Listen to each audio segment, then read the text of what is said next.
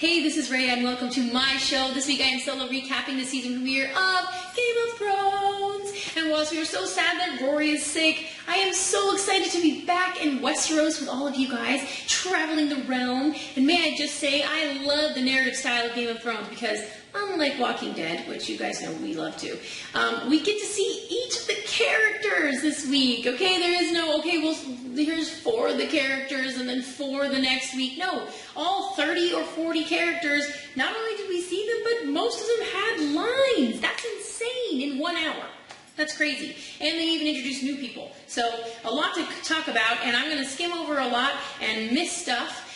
But that's okay, and I'm going to try my best not to spoil anything, because I've read all the books, so it's really hard for me not to just be like, oh yeah, that guy's dead, and they get together, and, you know, all of that. So I'm going to try to rein in my love for GOT, as it's now being hashtagged, and try to take it week by week with you all. Okay, so let's start with Khaleesi, because she's like a mother of dragons. She's, you know, a favorite of everybody's. Actually, reading the books, I find that she makes the most stupidest decisions, and it's really hard for me to get behind her. But then I watch the show, and I'm like, you're amazing. So I really love the opening scene where she's sitting on the rock. She's got her dragons flying up all around her, and they're all out of control. And Ser Jorah, who, you know, I like love, love, love. He's like, can't tame a dragon, Khaleesi. Not even their mother can tame them. And I'm like totally paraphrasing whatever he said. But I really like that, because after spending the day with my 2-year-old at the beach, I know what you mean. Like, he's kind of like, I feel like very similar to a dragon sometimes, and you just can't tame them, you know? Anyways, I really love her and everything she's doing with the Unsullied and Daario, of course. Love them together. Whoops, already did what I said I wouldn't do. Their sex is amazing, and I hope we get to see it. So, just putting that out there. And the scene where he gave her flowers, I thought that was super cute. So yes, love her and Daario, but side note, I need to Google this. Is it the same actor playing Daario from last season? Because I felt like it was a different guy. I'm sure someone's going to comment and correct me, but whatever, I'm just putting it out there. Okay, to King's Landing we go. I love Jaime. Jaime is someone that, you know, if you read the books or even watching the series, you kind of hate him in the beginning, and then he loses his hand, and you're like, oh, you're kind of a sweetheart. So I love him. But I never understand why he was never, like, truly blonde, but he had the long hair, so I dug it. Now, this week, he's short and brown. I can't do this, okay? Whoever is, like, doing his hair, I know this has already been filmed, but for next season, if you're watching this, what's up with his hair? Like, I don't understand this. Whatever.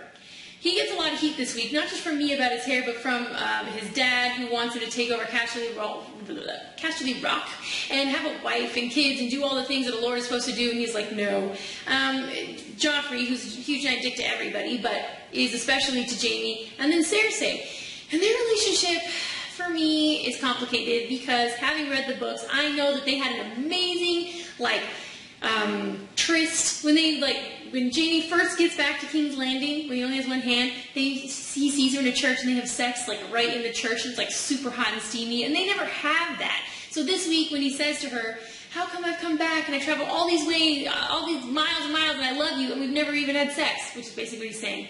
I have a problem with that, because I know they have had sex. I don't know why they omitted it, because it's like super hot, but whatever. Their relationship is complicated, and she's a jerk to him, and I don't know why, considering she's being married off, so she should kind of like try to take any happiness she can get, but that's Cersei for you.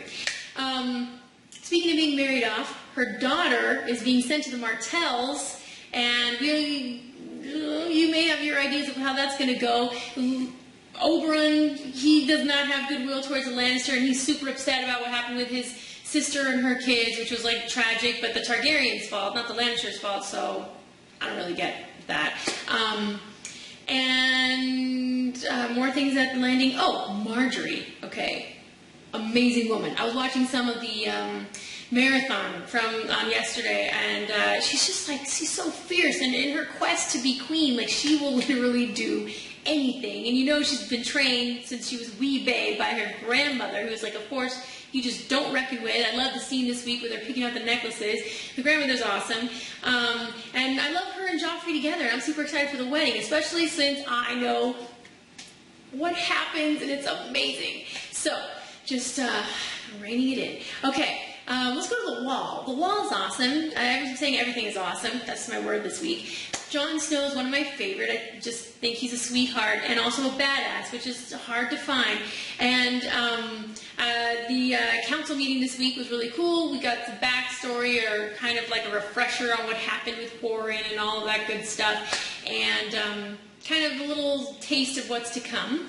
I also liked his scene with, I can't even think of his name right now, but you know, his bestie at the wall, and how he was talking about how he hated Rob, and you know, all that good stuff. So it's a good backstory for people who haven't read the books, and I liked it.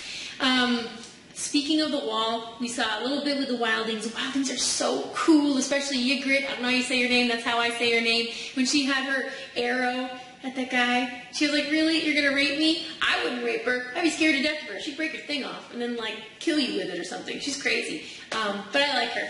And then, speaking of people that you wouldn't want to get in a fight with, the Hound and Arya are crazy. And they're, like, just insane together. And that's another case where, like, George R. R. Martin is really good at creating characters that you're, like, afraid of, you think are nasty, and then you kind of respect them.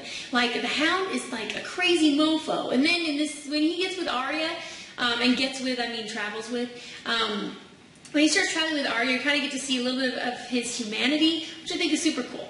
And the scene in the tavern where they just kind of kicked everyone's ass was amazing. So, there you go. Lastly, Littlefinger, love him, and we kind of get to see him, you know, spinning his little web, and we wonder, I don't know what's going to happen with Sansa. Is she going to go with him? Is she not going to go with him? I do feel bad for Tyrion, who is literally my favorite character of all time. I think he's almost everyone's favorite character with all his quips and everything, but, you know, he's stuck in a terrible spot between Sansa, who he's so good to, especially if you read the book, you know, and Shay, who's like trying to seduce him at every turn, and I don't know what he's going to do and how long he's going to stay respectable and, you know, having a good place in court and all that. I'll leave that for, you know, you guys to find out on your own time.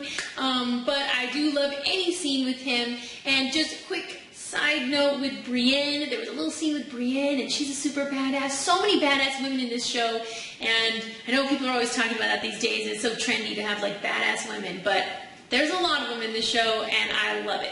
So anyways, this was a great opener, getting to just kind of mingle with all our characters and see our favorites and remember what's going on with all the intrigue and strategy and betrayal. And I look forward to the season to come. There was a little teaser at the end with, like, all these different scenes from the rest of the season, and I can tell it's going to be fierce, and for those of you who have read it, you know as well as I do the deliciousness that is to come. Okay, you guys, comment below. Please tweet us at Rhea Rory James, and we'll talk to you next week. Bye.